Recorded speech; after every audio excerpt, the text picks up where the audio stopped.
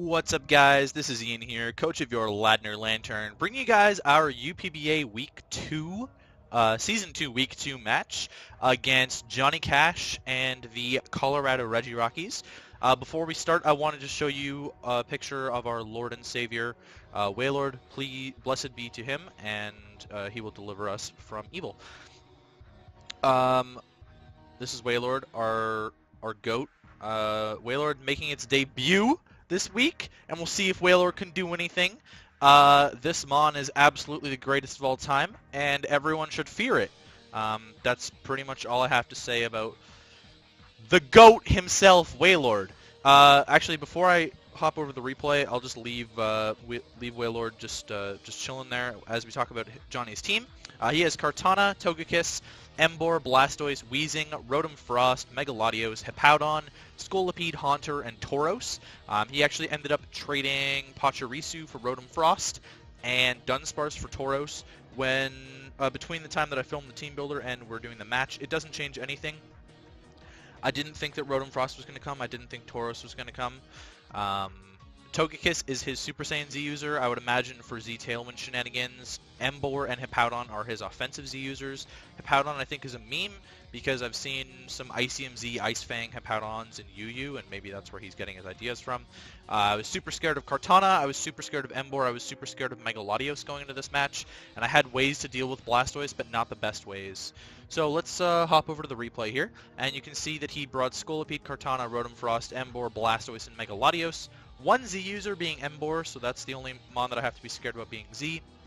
Kartana's a threat. Rotom-Frost I was not expecting, but I'm reasonably okay with seeing. It doesn't do too much to my team. Like, I brought 2 water types so he can kind of hit my water types with his electric attacks, but I only brought 1 Mon weak to ice on the team, so Blizzard's not going to be doing a whole lot.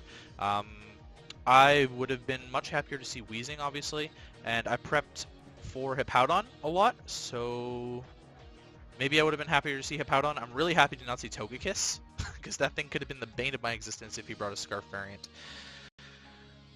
Yeah, so that's kind of what's going on here. I'm actually going to lead with my Wailord because it's Scarfed, and what's he going to switch into a Wailord? So I'm going to lead with the Wailord here as he leads Rotom-Frost. And we find out this thing's Scarf turn 1 as he Volt Switches. I made a horrific play and clicked Water Spout, which is going to do 1% to this Blastoise, which, by the way, we find out from that damage, is Assault Vested. Turn 1, we find out Blastoise is Assault Vest, and Quail the Wailord, putting in the work already, didn't even need to be Water Spout. I was actually considering clicking Hydro Pump, which would have done a lot more damage to this, but it didn't end up mattering in the end. I'm going to go into my Decidueye, which is my Spidef wall, and it's going to be able to tank the hits from this thing. Dark Pulse doing basically nothing, and I can trap this thing right away with a Spirit Shackle, as he's going to switch into his Scolipede, which takes that relatively well. This shows he's got some HP investment in there. It's not no bulk. He's definitely got some bulk, and he's got the Black Sludge, but now he's trapped. He's going to try and get up a sub on me, but I'm not going to allow that. I'm actually just going to keep clicking Spirit Shackle until this thing dies. He was talking, he kept asking if Speed Pass was allowed at the beginning before the match, and I was like, yeah, it is, but like he basically gave away his strat about Speed Passing. There's no way that this thing is going to, I'm never going to let this thing end up behind a sub. Whatever he goes into, it's not going to be able to be behind a sub. He doesn't have anything that can take less than 25% from this as he goes into Kartana here. And I actually get a crit Spirit Shackle on it, which is not terrible. Getting that crit really helped out a lot. 41% is not bad at all. I'm just going to Spirit Shackle this again, see what kind of investment he's got. He's definitely running some HP on this Kartana as he gets up to +2 on me, so that's really bad. I wasn't sure what this thing had. I completely forgot this thing got knockoff in Ultra Sun, Ultra Moon. I was expecting the Night Slash, which was a roll to not kill me, but knockoff obviously will kill me through my item. So down goes Decidueye, not the worst, but we see he's Life Orb.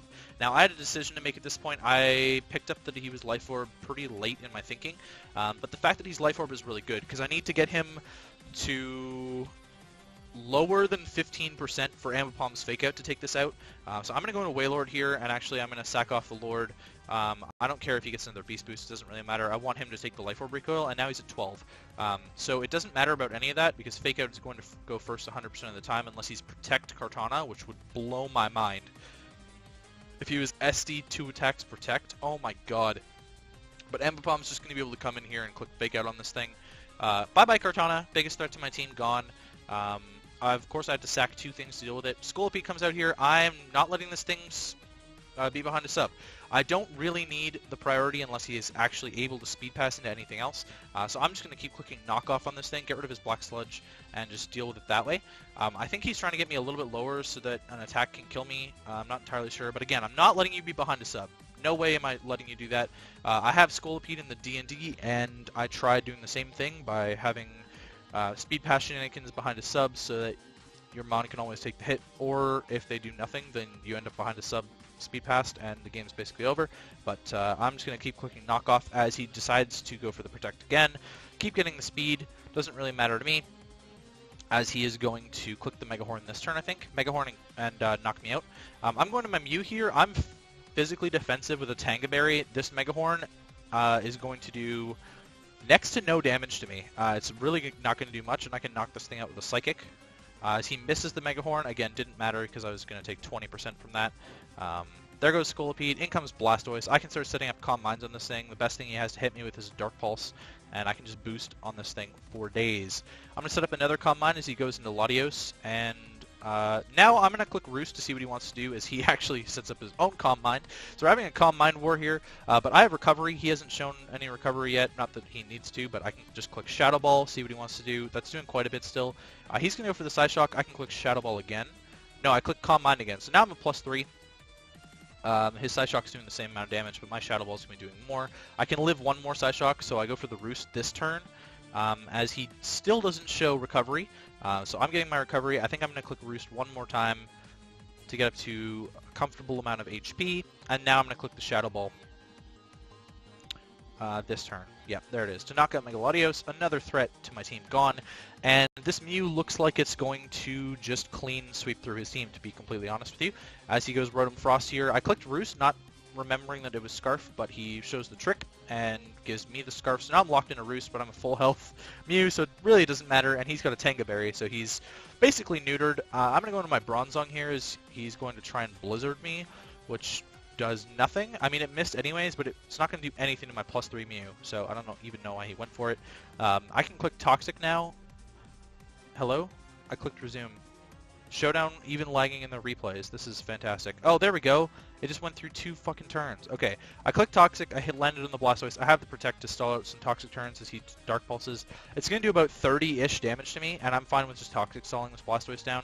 I did 43, actually. That was a high roll that turn, and I got my Rocks up, which is going to severely cripple the Rotom-Frost. It's going to put it in range of my Greninja to kill it, and it's going to do some good chip to the Emboar coming in if he wants to play around with that. I am going to Protect this turn so he can't spin on me and get some more Toxic damage off, as he doesn't even care about spinning. He's just going to click Dark Pulse. Now I can go into my Greninja, as he's actually going to double into his Emboar, which is really bad for him because my Greninja was tanking that Dark Pulse for days. He goes into Blastoise. I can Scald this. Again, we know it's Assault Vest, so it takes it relatively well, but with the Toxic damage, another Scald will kill it. I'm baiting that I'm Scarfed here by clicking Scald again. I could have clicked Dark Pulse, but I wanted to bait the Scarf. As he goes into Rotom-Frost, I know I'm faster than this thing now that it doesn't have a Scarf, and Dark EMZ kills this thing, Darkini EMZ. So I'm just going to Black Hole Eclipse him into the Nether Sphere. And Emboar is going to come out here. Okay, I was really scared of Scarf Emboar in prep. I'm fairly confident this thing is not Scarfed anymore because Rotom-Frost was Scarfed. And we do confirm that, and I kill him with the Scald. So we take out Johnny and the Colorado Regirockies 3-0. And we move to 2-0 +7 on the season. Next week we take on Byron and the Pittsburgh Red Steelers. That's going to be a really tough match. Byron always has a really threatening team. I actually think his team is less threatening this season than it was last season. He got a really good team because there were only 12 of us in the league last season, and now there's 16. So you kind of have to play around that a little bit. But his team is still... I'm not saying that it's not scary. I'm saying that it's less scary. He's got the Coco Lucha, which is stupid. He's got the Mega Aggron, which is a threat. Entei is always a threat. He's got Crustle, which is... It can be a threat. He didn't bring it He didn't even bring it once last season. I don't believe. He might have brought it once and it did nothing. And he's got the Linoon, which is another threat. And then he's got some walls thrown in there. Specs X-Cloud is always a threat. I don't even know what to say about that. That thing is just a monster. So anyways, we take on Byron and the Pittsburgh Red Steelers next week, and I will catch you guys for that.